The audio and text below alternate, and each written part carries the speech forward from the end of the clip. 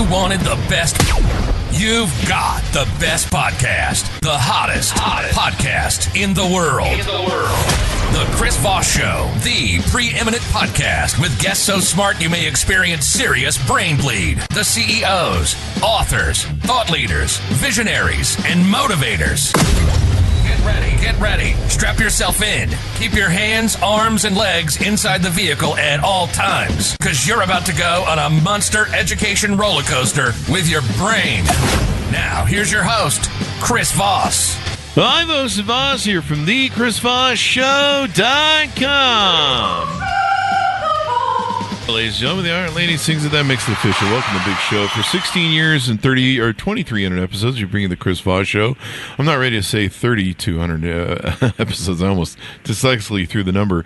That's 1,000 from now. I don't want to do that anytime soon. But we're working there. One way, one show at a time. One show at a time, damn it. It's all we ask that you do is you listen to one show at a time and refer the show to your family, friends, and relatives. Go to goodreads.com/Chris Voss, LinkedIn.com/Chris Voss, Chris Voss 1 on the TikTok and ChrisVossFacebook.com. Opinions expressed by guests on the podcast are solely their own and do not necessarily reflect the opinions of the host or the Chris Voss Show. Some guests of the show may buy advertising on the podcast, but it is not an endorsement or review of any kind. Anyway, guys, we have an amazing young man on the show today. We're going to be talking to his insights and experience, and he's got an amazing story to tell and a way to awaken you and alert you to some of the people that might be in trouble out there that we can help get out of some jams.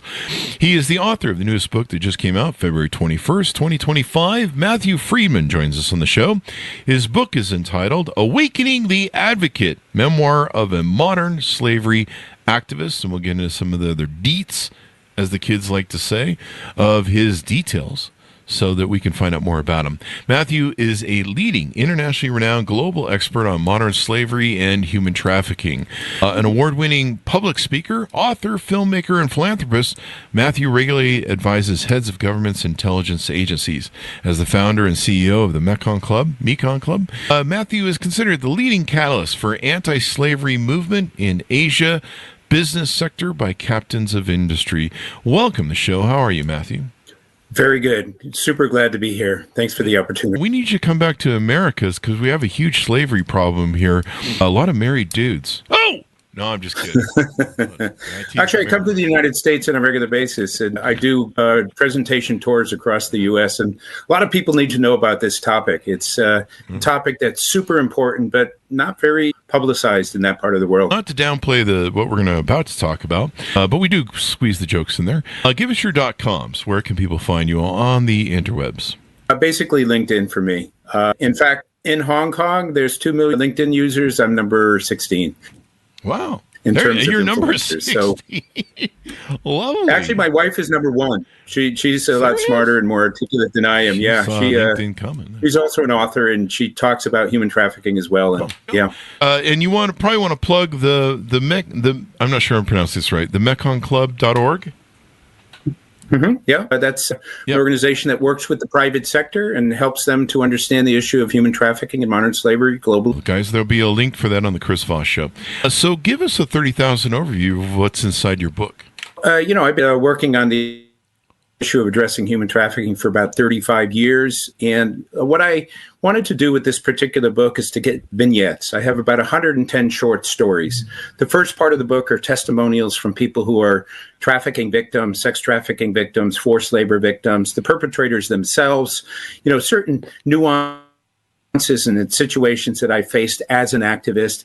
And then the second part of the book, I wanted to ask the question, how did a shy, introverted New England boy find his way into working on this issue globally in 42 countries, having written 15 other books, having traveled to 70 countries and so forth. So I did a kind of an introspective look where I took milestones of my various experiences over life, and then I just pulled them together. So each of these vignettes is about a page long. It doesn't go into a lot of detail, but when you add them all together, it gives a composite picture of how does a person become an advocate? What are the things that happen? The bullying experiences. How did that affect my desire to address justice? even being turned down by girls when I was a kid and how it felt. And all of these things basically added up to a lifetime of activism here in Asia and other parts of the world. Excuse me. Wow. So how did you get started into this? Well, about 35 years ago, I was living and working in Nepal. I was working for USAID. I was a public health officer, and my job was to translate resources into healthier people. At that time, we were finding girls 12, 13 years old who were HIV positive. Couldn't understand what was going on. This is a very conservative culture. So I went to interview them in shelters, and I heard pretty much the same story over and over again. And it went something like this. A human trafficker would go into a remote village in Nepal, flag a bunch of money around to show that he was rich, and then he'd go around saying, I'm looking for a wife. Don't want an urban wife, I want a village wife. He'd find a 12-year-old girl, befriend her, go to the family and say, I'd like to marry your daughter. The family's thinking, wow, he's rich, he's handsome, going to take care of our daughter, going to take care of us. And that part of the world, marrying at that age is pretty common. Mm-hmm. A couple of days later, they have a wedding ceremony. The entire community is there. After he goes to the family and says, I'm going to take your daughter to the capital, Kathmandu, but don't worry, I'll be back in 3 months. But that's not what's going to happen. Wow. Instead, he takes her to Mumbai, India, to the red light district where the brothels are. When he gets there, he puts his wife into a room and says, honey, stay here. I'll be back in a few minutes. As she was coming in, she saw all these people milling around with funny clothes. She said, no, I'm scared. Don't leave me. He says, it's okay. He then goes to the madam who runs the brothel. And in order to get the $500 he has the gold from the wedding, and he hands the wedding pictures over to her. He then leaves to go back to Nepal to do this again and again. Wow. The madam goes into the room where the girl is and says, guess what? Your husband just sold you to me, and you're going to be with 20 guys a day every day because I say so. You can imagine this girl shocked. No, my husband loves me. No, that's what happened. When they internalize this, many of the girls say, I'll kill myself before I do those shameful things. I'm a good Hindu girl. Yeah. The madam then takes the photograph of the wedding and says, is this your mom, your dad, your brother? If you hurt yourself, we'll hurt them. So she's trapped in this situation. In order to make her into a prostitute, they just bring in a couple of professional rapists, and over a 2-day period, they just use her over and over again until she just lays back and accepts whatever happens to her. Jesus. After that, she's put on the line, which means that she'll be with 20 guys a day, every day, until after a couple of years, she's so depleted physically, emotionally, and spiritually that they just throw her out onto the street. So I was seeing the ones that came back. Many of them never came back. So I heard about this over and over again, but I didn't understand the evil until I actually went to those brothels. I was invited by the Indian government to do public health checks. I had a police officer with me. Walked into one of those brothels. There was an 11-year-old trafficking victim. She saw this Caucasian guy, literally ran up, wrapped herself around me and said, save me, save me. They're doing terrible things to me. Wow. I looked down at this child who was hysterically crying. I turned to the police officer and said, we need to get this girl out of here. He said, we can't do that. So what are you talking about? You're a cop. He says, if we try to leave with her, we'll both be killed. To make a long story short, we left. We came back with a lot more police, but of course she was gone.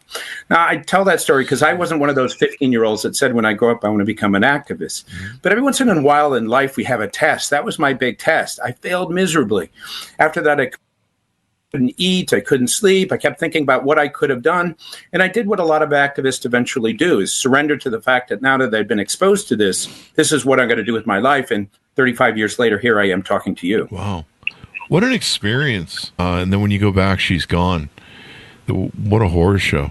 Just to hear about this stuff going on. And do we know how many, are there numbers on how many people are being trafficked? Is there some sort of number on that right now? So globally, it's estimated there's about 50 million people in modern slavery, Jesus. Which is also human trafficking. In the United States, they call it human trafficking. The rest of the world calls it modern slavery. Out of that, about 23 million would be forced marriages, where a person is married into a household to work within the family. 27 million would be forced labor, which includes 6.3 million sex trafficking victims. These are the women and the girls that I referring to. About 25,000 people enter per day. The profits generated from modern slavery, $236 billion. The amount of money that's available to fight it is $400 million, which is 0.13%. Wow. And lastly, and this is the statistic that always gets me, out of 50 million people last year, with all the governments and NGOs and, the United Nations combined, we only helped 133,000, which is 0.2% of the victims. It's a lot so of not people, even a 0.5%. It's a lot of people, but Still, I mean, that's just extraordinary, man. That's heartbreaking. In the United States, it's estimated there's 1 million victims. Yeah, I got to tell you, I'm never going to get professional rapers, that term, out of my head. I mean, that's going to haunt me for the rest of my life. That's just, sorry, I just had to interrupt on that note. That's just, wow. Did they use that to condition somebody? That's just. Yeah, they have this group of people that breaks in women in brothels. You know, they get drugged up and they drink, and then they go in and they'll just use a person over and over again. And the idea is to break the person's will so that just accept whatever happens to them. Jesus. It's a common part of the process in that part of the world when it comes to breaking in women in prostitution. It's going to haunt me for a while, but maybe it should. It's one of these things that we need to take care of. So, I got thrown off track by that. I had to get that out of my system. And I think it's important for the audience to think about that as well and highlight that. So where were we? Help. Well, maybe, Chris, I could tell you a couple of other types of stories. It's not just women and girls in prostitution. That'll give you a moment to think about this. But so, for example, a 15-year-old kid from Cambodia is told by his family, you got to go to Thailand and get a job. We're poor. You need to send money back. He goes to Thailand. He's looking for work, not finding it. Human traffickers see this. They go up to him and say, hey, brother, I'm from Cambodia. You're from Cambodia. Looks like you need some help. Let me lend you some money. Okay, now that you have my money, you have to stay with me. But guess what? I got this great job. I'm going to take you down to the ocean. I'll put you on a boat. The boat will go out for, a couple of months. You'll catch some fish. You're a guy. Guys love fishing, right? After that, they'll come back. They'll give you money in your pocket. You'll be a hero to your family. So he goes down to the boat, gets on the boat. The boat goes out. But it doesn't come back after 3 months. Stays out for 4 years. This poor kid will end up working 17, 18 hours a day, every day. If he doesn't, he gets beaten. He gets tortured. The only food he'll eat the entire time he's there is something like rice and fish, nothing nutritious. They often give drugs to stimulate him to work those long hours. If he gets injured or if he gets sick, they throw him off the side of the boat. At the end of the 4 years, boat comes in. Captain says, go away. Guy says, I'm going to tell the police what you did. Captain says, go ahead. We own the police. Another example of human trafficking. No, they don't. This is a dumb question, I think, to ask at this point, but they don't pay him for that either, right? No, he didn't get paid anything. He gets nothing. Wow. And if you get hurt, they just throw you overboard. No bother. They don't, because they can get people who are brought in by the feeder boats that take the fish away with even more of these people who are basically slaves that end up on these boats. It's a common thing in fishing all over the world, actually. Jeez, that is extraordinary. We really get spoiled in America because we think that life's perfect and there aren't these abuses going on. The police tend to, if you call the police, they tend to help you. I can't ever imagine being in a situation where I'm standing there with a police officer, I have a child crying that I'm holding, and he tells me I can't leave unless we die. I'm like, I can't imagine a situation like that. And maybe that's kind of the problem of awareness and stuff. Oh, yeah. Crazy. Tell us more about what you guys do there at the Mekong.org. The Mekong Club was set up 12 years ago, and basically what it does is it works with the corporate sector, the banks, the manufacturers, the retailers, and the hospitality sector to help them to understand the fact that this particular issue has touch points in their businesses.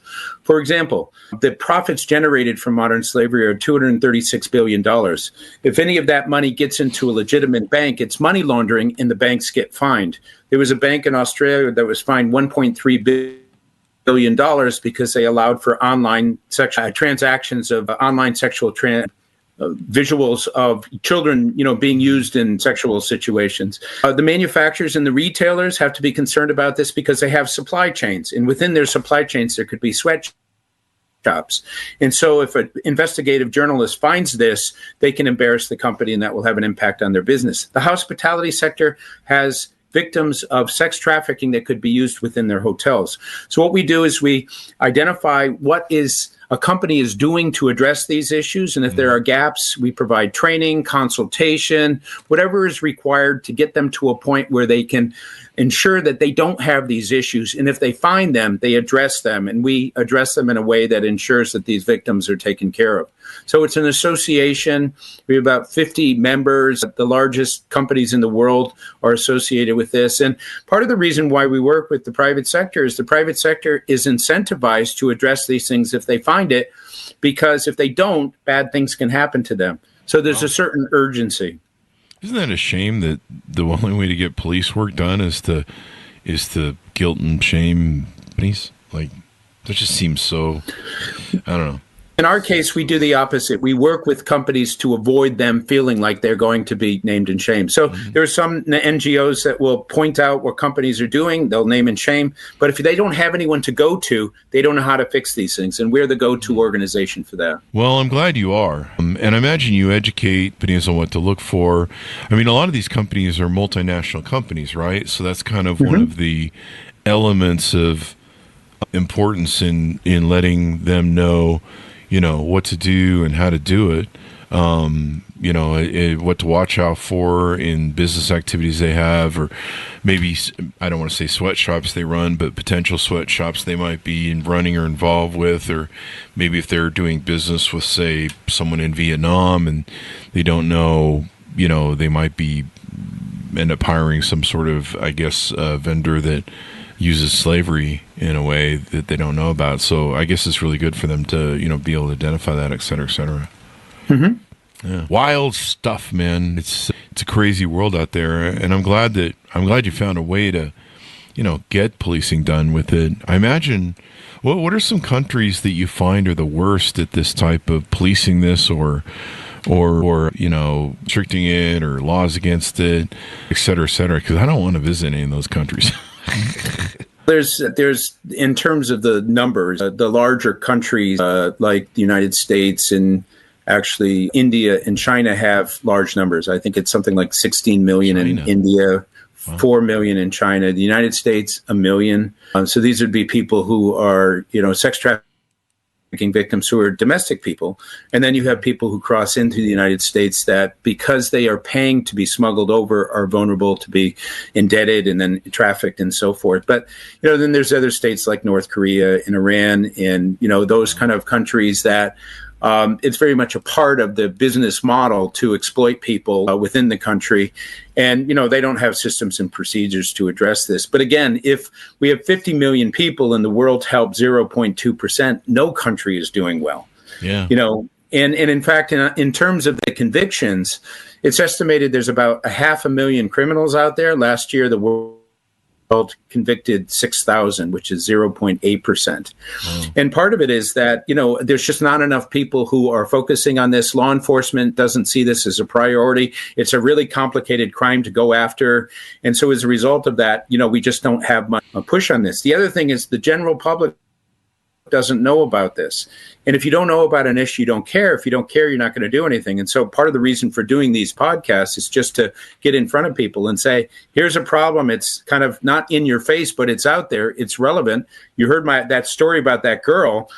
That's one girl times 6.3 million women and girls in the same situation. Imagine if you heard of a rape case in your community, everybody gets up in arms, but you have 6.3 million women and girls out there being used over and over again every day. And we don't have a global response to that. That keeps me up at night. And I don't know what it is that we have to do in order for that to change. You know, you think we think we've fixed all the problems in the world. Forced marriage, forced labor in private economies, sexual exploitation, indentured labor of child, state-imposed forced labor. I think some states still do that. I think Alabama or Arkansas still do forced labor, or I don't know. They still have you labor if you're in prison, and I don't know. I think I've heard stuff. I don't know. Anyway, yeah. What about? I mean, what do you think about? Sometimes modern slavery and exploitation is geared towards escorts and prostitutes, et cetera, et cetera. Do the OnlyFans has become like a really crazy thing that a lot of people are using to exploit themselves? But I think they mostly do it themselves. There could be hidden hands behind the thing. Do you guys count those sort of numbers, legitimate licensed escorts, and do you see them as a part of your exploited thing, or some of them are self-exploiting themselves on OnlyFans? So I've always been kind of curious, is there a delineation line in this? Yeah, I mean, if you stop and look at prostitute in general, there's literally millions of people in prostitution. Yeah. Now, there's basically three ways people get into it. Number one is you have a certain percentage who choose to get involved and be a part of it, despite the fact that they will say over and over again, I want to do this, and there's a choice. Many of them have backstories. Most 15-year-old girls don't wake up and say, when I grow up, I want to be in prostitution. But, they make a choice and they have a certain amount of control. The second category would be people who are just desperate. They have no other ways of making money. And so in order to survive in different locations, they sell themselves. They don't want to be doing it, but they recognize if they don't do that, they're not going to be able to, feed their kids or feed themselves. And then the last category would be the people who are tricked and deceived into situations where they're controlled by others. They don't get any money at all. They don't have any control. If the brothel or the institution says don't wear a condom, they don't wear a condom. Many of them get sexually transmitted diseases. You can imagine the psychological damage that goes along with these types of things. And so the percentage that falls into those categories is not understood. I think the 6.3 million figure is an underestimate. I think it's much higher than that. But, we just take the statistics that we get from Walk Free and from the United Nations, and that's what we use. But, I've interviewed literally hundreds of these victims. In fact, in Nepal, I interviewed over 350 of them for a book project. They were all under the age of 15, and every one of them died of AIDS.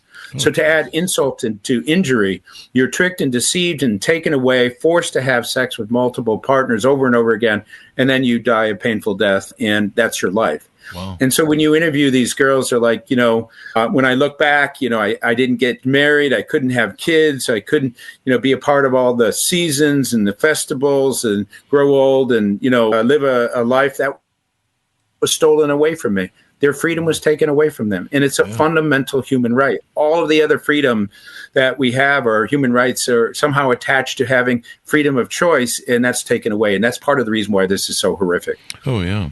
What about you mentioned the UN and other, are there any other national programs or UN programs that try to, I don't know, mitigate against this stuff? Maybe is the right word. I ran one of the larger counter-trafficking programs in the world with the United Nations, UNDP. I was based in Thailand. I had offices in China, Vietnam, Laos, Cambodia, Thailand, and Myanmar. We worked with the highest level of governments. We funded the non-government organizations. We collected research. We did a lot of things that added value to addressing the issue. And part of what we tried to do is to empower the governments to understand that they have a role to address this, because we're talking about illegal activities. So we would train their people, we would train the law enforcement people, and so forth. There was a certain amount of momentum in that, probably not as much as we had hoped, but it was money actually well spent, because each of these governments was reviewed at the end of the year. And because of face in this part of the world, no country wanting to be perceived as doing less than others, they would excel. They would have their, government officials do whatever they could to move forward. And so there are programs like that around the world. The organizations that do the lion's share of addressing this are the NGOs, the non-government organizations. In the United States, in every major city, you'll have counter-trafficking organizations. If you Google your city's name or your state's name, you'll see that there are organizations that are out there doing prevention work or prosecution work or setting up shelters or trying to get these ex-victims, survivors, jobs and to get them back on their feet and so forth. It's a big part of the systems and procedures to protect and help people. A lot of people don't know that they're there, but at present, many of them have lost funding. And as a result of that, this is a good time to kind of reach out, and you have a donation that you want to give, consider giving it to them. Google them, contact them, ask them how they're going to use the money. And if you think it's worthwhile, go ahead and give that donation. It would be much appreciated at this time. Now, do you guys take donations? How can people support you? Yeah, we on our website we take donations. I'm an activist. I am somebody who's been doing this for a long time. I run the Mekong Club, but in addition to that, I continue to work with governments. I work other NGOs with the United Nations and so forth. My organization. On the website, there's a donation link for that. This is a particular time in history where there are many distractions going on. And as a result of that, the funding for this type of work has gone down. COVID had a devastating impact on the NGO world here in Asia. About 25% of the organizations didn't survive.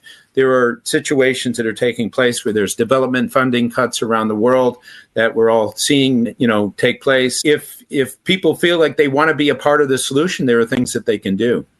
Mm-hmm. And part of that is just donating and helping. Yeah. There are other things too, Chris. Okay. Tell us what they are.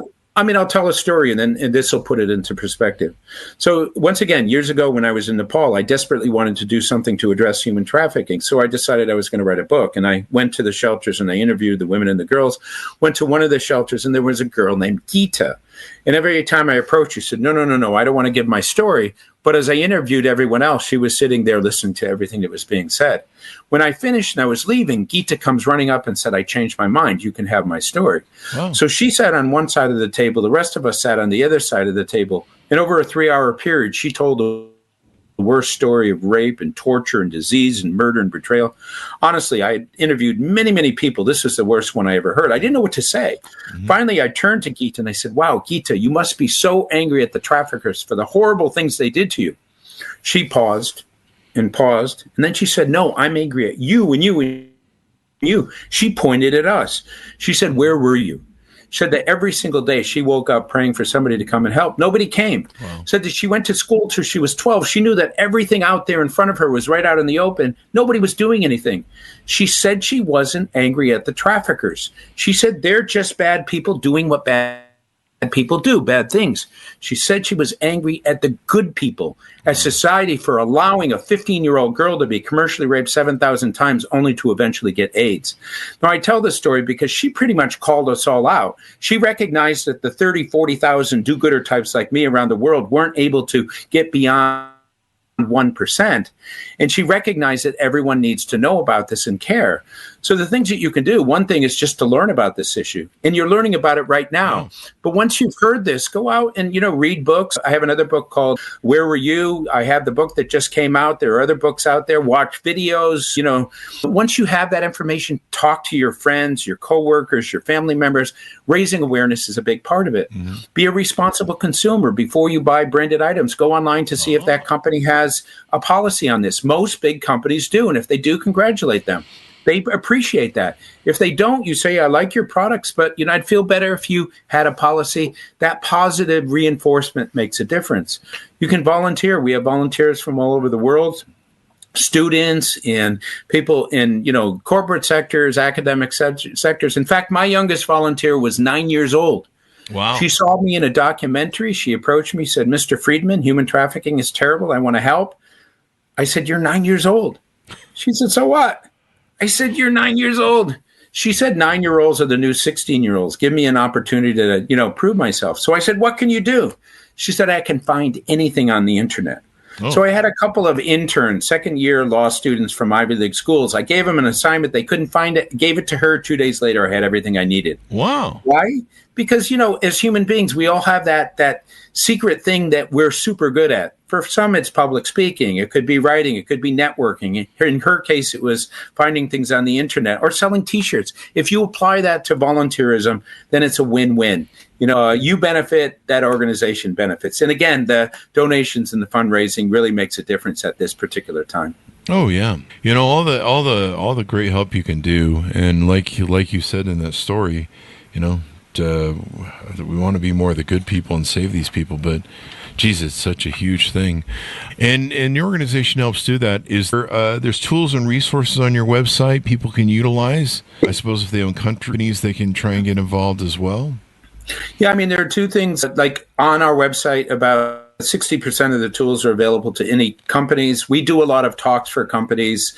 We do a lot of the panels and the conferences and the major events in order to raise awareness about this. I'm also actively on LinkedIn. During COVID, I decided I was going to do a LinkedIn article a day for a year, which is about 520 words. It was okay for the first 4 months, but it got challenging after that. So there's a lot of content on there related to testimonials and, what you can do and how this affects companies' ESG and sustainability. And, some of the stories that I told were on there. And we do this again to raise awareness, to help people to understand that this is a topic, and to also give them a sense of hope that you as a person can step up and be part of the solution as well. Definitely. Sounds like a good project to have that can change the world and help improve it. Anything more we need to discuss as we tune out, Matt? Yeah, there's one other thing that I focus on, and that is we have a campaign called Be the Hero, Be the Change. For years, I would get in front of an audience, and let's say there's 100 people, and after I do a talk, 10 people would come up and say, oh my gosh, what can I do to help? Because that cause resonated with them. So, I often say we as human beings don't pick our causes pick us. For me, it's human trafficking. As many times as I tried to turn away, I keep coming back to that. My sister, she cares about animals. She runs an animal orphanage for abused animals, and that's her thing. My brother cares about a climate. We as human beings just have to figure out what our cause is and take some responsibility for addressing this. So this goes beyond human trafficking to say, figure out what your cause is, decide you're going to do something, and then get involved and do something. And it's as easy as, again, raising awareness, donating, being a responsible consumer. But if 1 million people did that, that's 1 million times these kind, compassionate gestures, and that adds up. And that's what's going to be the thing that heals our world. Because in the absence of that, there's not enough government, NGO, or United Nations support to even have an impact in any of these issues. So we have to have a mindset change.